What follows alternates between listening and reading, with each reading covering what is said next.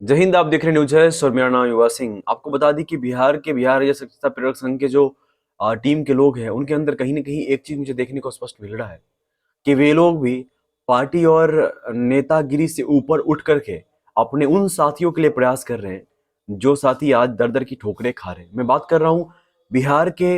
इससे पहले आप लगातार मैंने न्यूज ने लगातार 5-6 लोगों का नाम लिया है जो बिहार में नेतृत्व करता थे और उन्होंने संघर्ष किया है, चाहे वो इंद्रभूषण कुमार फुलविंदल हो, मुकेश कुमार सिन्हा जी हो या साजिद इकबाल हो, हरिकिशोर जी हो एवं तमाम उनके जो साथी गण रहे हैं।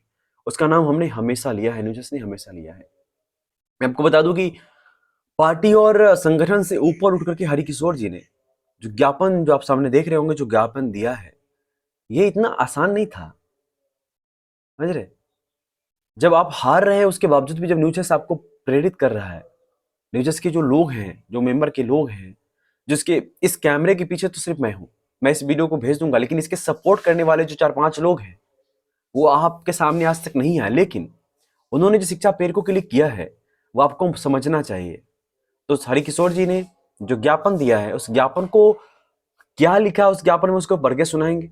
लेकिन उसके साथ साथ आपको बता दें, यदि अभी तक आपने न्यूज से नहीं जुड़ा है तो चैनल को सब्सक्राइब कर लीजिए, लाइक कर दीजिए, वीडियो को शेयर करिए। ये इसलिए कहते हैं ताकि टीम का मनोबल बढ़े, जो आपके लिए प्रेरित होकर के वीडियोज करे। देखिए, ज्ञापन का दौर फिर से एक बार बिहार समेत पूरे भारतवर्ष में चल पड़ा है। ये मजाक नहीं है। जब 10 रुपया परिवार के लिए नहीं हो तो 1000 रुपया ट्रेवल में खर्च करके, नाश्ते के लिए खर्च करके, जाने आने में जो परेशानियां हुई, हम तमाम चीजें उसमें कहां से लोग करेंगे? इस बात को आपको मानना चाहिए, इस बात को आपको समझना चाहिए। और ऐसे लोगों को जो घर में बैठ के और व्हाट्सएप पर टीका टिप्पणी कर रहे हैं, ऐसे लोगों को सीखना चाहिए कि ये जो वास्तविक जो चीजें हो रही है वो क्यों हो रहा है। तो विशेष आप समझ रहे हैं मैं क्या कहना चाह रहा हूँ। लेकिन जिन लोगों ने संघर्ष किया, मैंने कहा था उनका नाम लूंगा। आइए पढ़ते हैं कि ज्ञापन में क्या लिखा हुआ है और हरिकिशोर जी का प्रयास कैसा लग रहा है आपको, कैसा लगा है अभी तक आपको। इन्होंने भी लगातार ज्ञापन वगैरह सारी चीजों को लेकर के काम किया है। इतना आसान नहीं होता संगठन में इस तरह से भूचाल जैसी व्यवस्थाएं आ जाए, उसके बावजूद भी अपनी बात को रखने का प्रयास करे और फिर भी संगठन के साथ हो, ये इतना आसान नहीं है। मैं इनके पक्ष या विपक्ष में नहीं बोल रहा, या इंद्रभूषण जी के पक्ष या विपक्ष में नहीं बोल रहा। मैं वही कह रहा हूँ जो मुझे दिखता है। और मुझे लगता है कि जिन लोगों ने संघर्ष 2 ढाई 3 सालों से मैं आपको देख रहा हूँ, और उससे पहले 3 साल मैंने आपके पीछे संघर्ष किया, जितना आपने अपने साथियों के लिए, अपने लिए संघर्ष किया है, मुझे लगता है कि मैं भी आपके साथ, आपके पीछे कहीं ना कहीं था, क्योंकि मैं भी शिक्षा प्रेरक परिवार से हूँ, हर बार कहा है। और मेरा मकसद सिर्फ इतना है कि आपकी बात को आगे ले जाना और आपको मोटिवेट करने का काम करना, बस इतना ही समझ लीजिए। आइए जानते हैं कि इस ज्ञापन में क्या लिखा है, उसके बाद हम लोग फिर विस्तृत बात करेंगे।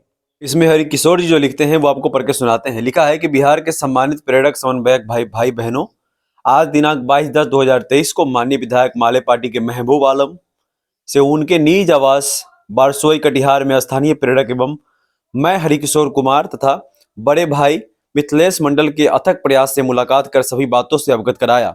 विधायक जी ने हम लोगों को विश्वास दिलाया कि आप सबों की आवाज बनकर मैं विधानसभा की पटल पर जोरदार ढंग से रखूंगा, और उन्होंने यह भी कहा कि आप सबों की पीड़ा को मैं मुख्यमंत्री जी को भी बताऊंगा, कहूंगा कि बहुतों का कल्याण आपने किया है, इन प्रेरकों को भी कहीं भी समायोजन कर दीजिए। मान्यवर मेरे सहयोग से में रहे सैयद सलीम नुरल, हौदा सहरुल, बैजनाथ, रविदास, अमल देव और अन्य मित्रों का भी सहयोग रहा। क्या बात है, बहुत बढ़िया। ये मुझे काफी ज्यादा अच्छा लगा, काफी ज्यादा अच्छा लगा कि आज भी ऐसे लोग प्रयास कर रहे हैं। आइए वीडियो में वापस लौटते हैं।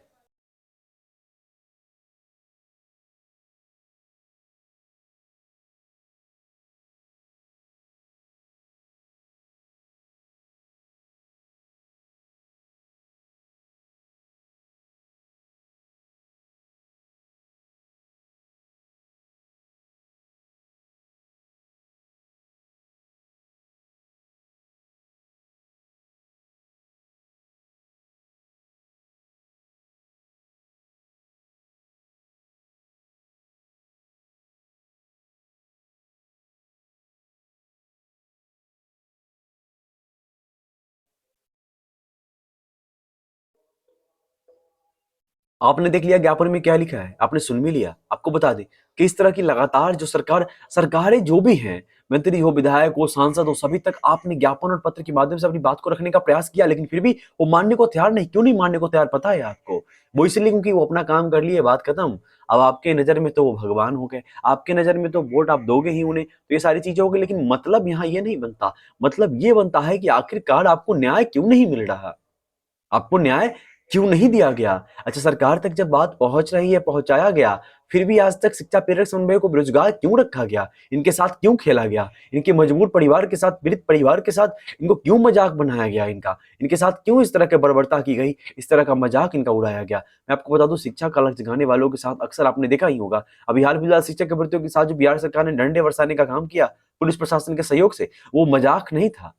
वो मजाक नहीं था, ये दर्दनाक है। और ये शिक्षा जगत के लिए, आने वाले पीढ़ी के लिए, भारत के भविष्य के लिए और उन भविष्य के लिए जो भारत के बच्चों से बनता है, ये इतना आसान नहीं होगा और इतना आसान नहीं था। इन लोगों ने, अब शिक्षक का मतलब है, शिक्षक का मतलब आप समझ रहे हैं? शिक्षक का मतलब ये है कि आपके आने वाले भारत के भविष्य को बनाते हैं ये लोग उनको बनाते हैं, एक ऐसे चिंगारी को बहुत बड़े विशाल आग बनाते हैं, जिसको बनाना मजाक नहीं है। उसमें कई शिक्षक खुद जल जाते हैं। जलने का मतलब ये है कि बहुत सारे शिक्षक ऐसे हैं जो अपना पूरा जीवन उन बच्चों के लिए समर्पित कर देते हैं, पढ़ाते हैं, उनको आगे बढ़ाते हैं। उनको क्यों बढ़ाते हैं? क्यों पढ़ाते हैं? पैसा एक वजह। अभी यूट्यूब के समय में क्या हो गया है ना, यूट्यूब के समय में अभी सबको पता है कि सोशल मीडिया के समय में अब एक चीज हो गया है, वो हो गया है बिजनेस। अब लोग बिजनेस करते हैं। अब पढ़ाने बढ़ाने पे ज्यादा फोकस लोगों का है नहीं, अब लोगों का फोकस है बिजनेस पे। कभी क्रैश कोर्स निकाल दिया, फाउंडेशन कोर्स के तुरंत बाद क्रैश कोर्स निकाल दिया, क्रैश कोर्स के साथ साथ कोई अटेंडेंट 1 मंथ कोर्स निकाल दिया, 2 मंथ कोर्स निकाल दिया।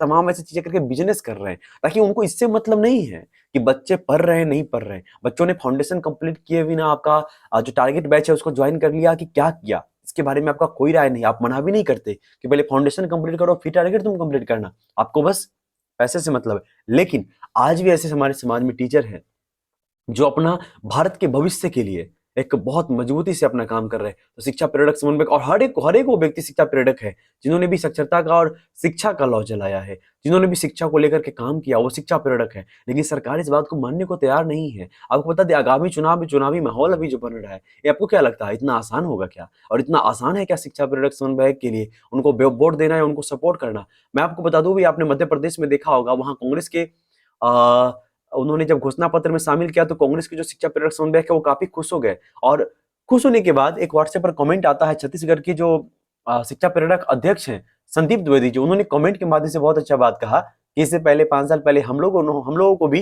कांग्रेस ने शामिल किया था, और आज हमारी दशा क्या है, दुर्दशा क्या है, इसको आप समझिए और महसूस करिए। तो उसके बाद उन लोगों का आंख खुला नहीं खुला मुझे नहीं पता, लेकिन अगर सरकारें, अगर आपको लगता है, अगर भरोसा है क्योंकि आप पहला कदम आपका है, आप पहला कदम बढ़ा रहे हो, तो आपको आपको सोचना है कि आपके आने वाले भविष्य के लिए, आपके लोगों के लिए, अपने लोगों के लिए, जो आपके शिक्षा प्रेरक साथी हैं, समन्वयक साथी हैं, उनके लिए आप क्या क्या सोच रहे हो, किस तरह का चीजें सोच रहे हो, किस तरह का डिसीजन ले रहे हो आप? क्योंकि आपको अगर कोई अध्यक्ष बना के बैठाया है तो ऐसे ही नहीं बैठाया होगा। आपके अंदर कुछ जेन्युइन क्वालिटी होगी तभी आपको बैठाया होगा, आपकी आईक्यू लेवल हाई होगी तभी आपको बैठाया होगा। इतना आसान नहीं है कि आज आपके सामने, कैमरा के सामने आकर के हम ऐसे ही बोल रहे हैं, इतना आसान नहीं है। इसके पीछे भी हमारा लगभग 5-6 साल लग गया है आपके लिए, आपके बढ़ते रिसर्च को लेकर के। तभी मैं अक्सर कहता हूँ कि शिक्षा प्रेरक समन्वय का अगर जांच किया जाए इनके ज्ञापन देने की प्रक्रिया को, तो मैं सही बता रहा हूँ, एक न्यूज इसके कम्युनिटी पर जाओगे ना, आपको महीनों लग जाएंगे स्क्रॉल करके ऊपर जाने में। यही बात मैंने व्हाट्सएप के लिए भी कहा था, जितना हमें मैसेज आता है व्हाट्सएप पर ना, अगर स्क्रॉल करोगे नीचे से ऊपर तक, तो लगभग 200-300 तो ग्रुप जरूर बन जाएंगे व्हाट्सएप पे। आप इतना ही समझ लो, पूरा पूरा भरने के बाद उससे भी ज्यादा होंगे, लगभग आपको महीनों लगेंगे स्क्रॉल करके नीचे आने में, समझ रहे हो? तो ये चीज है। तो आपने संघर्ष किया है और ये लोग संघर्ष कर रहे हैं आज भी, देखिए। और जो मंत्री और विधायक, जो सांसदगण जो मुस्कुराते हैं, जो मजे लेते हैं इनके ज्ञापन देने से, उसके बाद इनके पीए के साथ उनकी ठहाके जो लगती है, मैंने वो भी देखा है, और वो भी वीडियोज मेरे पास है, वो भी कहिए तो किसी दिन शेयर कर दूंगा। है कोई सांसद बिहार के ही, जिनको ज्ञापन देने के बाद उनके पीए ठहाके मार रहे हैं, और हमारे एक शिक्षा प्रेरक जिन्होंने उस वीडियो को कैप्चर कर लिया पर उसको मैंने शेयर नहीं किया। उसके पीछे भी कई मुख्य कारण है। पहला कारण, हम नहीं चाहते कि आपने जो संघर्ष किया है उस संघर्ष के सफलता में बाधा आए। दूसरी बात कि हम नहीं चाहते कि वो कुछ भी किए आपका मनोबल कम हो। तीसरी बात, आपने एक लंबा संघर्ष किया है और आपके इस संघर्ष को सलाम करते हैं, क्योंकि हम भी उसी परिवार से आते हैं। और सबसे बड़ी बात आपको बता दें कि आपका संघर्ष सरकार को दिखे ना दिखे, उस परमात्मा को दिख रहा है। और अभी दुर्गा देवी का पाठ चल रहा है, उनकी उनकी उनका वक्त है अभी। अब जिस भी भगवान को मानते हैं उनका वक्त, उनका हर समय, आप जिस जिस भी भगवान को मानते हैं आप मानिए, लेकिन हिंदुओं के लिए कहीं ना कहीं आज उन माता का त्योहार है, उन माता का समय चल रहा है। तो आप उस माँ से प्रार्थना करिए और कहिए कि कम से कम उन लोगों को सद्बुद्धि मिले जो लोग आपके मेहनत पर टीका टिप्पणी कर रहे हैं। सफलता मिलना न मिलना अलग बात है, नहीं मिलेगा तो आप क्या करोगे, आप छीन लोगे सरकार से। हाँ, आप प्रयास कर सकते हो, आपने बहुत लंबा संघर्ष किया है और आपने मेहनत किया है और आपकी मेहनत इतना आसान नहीं था। तो बस यही बातें थी। और कैसा लगा हरकिशोर जी का प्रयास और बाकी उन लोगों का प्रयास जो लोग बिहार के छोटे छोटे गांव से आकर के, उत्तर प्रदेश के छोटे छोटे गांवों से, अन्य जितने भी राज्य, छत्तीसगढ़, मध्य प्रदेश, राजस्थान के छोटे छोटे गांवों से, वे शिक्षा प्रेरक जिनको 2,000 रुपये मानदेय मिलता था, पिछले 5-6 सालों से बेरोजगार है। घर में अपने बीवी बच्चों के लिए, परिवार के लिए 10 रुपए नहीं होते, लेकिन 1,000 रुपए ट्रेवल में लगा करके वो ज्ञापन जाकर दे रहे। उनके लिए क्या कहेंगे आप, क्या सोचते हैं आप? ये संघर्ष इतना आसान नहीं है। कमेंट के माध्यम से बताएं। बहुत बहुत धन्यवाद। जय हिंद। और आपको बता दी, फिर से कह रहे हैं, आप चैनल को सब्सक्राइब करके जुड़ जाइए। टीम का मनोबल बढ़ता है, ये मुझे बोलना पड़ता है उन लोगों के लिए, क्योंकि आज भी 40% से ज्यादा लोग चैनल को सब्सक्राइब नहीं किए हुए। यानी कि जो लोग देखते हैं वीडियोस, उन लोगों में से 40% लोग अभी भी स्किप करके निकल जाते हैं। तो लाइक करें, सब्सक्राइब करें, शेयर करें अपने साथियों के साथ, और आप ज्ञापन जो देते हैं हम तक पहुंचाइए। हम आपकी बात को रखने का प्रयास करेंगे और रखेंगे, ताकि आप अपने साथियों को भेज सके और दिखा सके कि अभी हम जीवित हैं, और उन विधायक और मंत्री और सांसद को।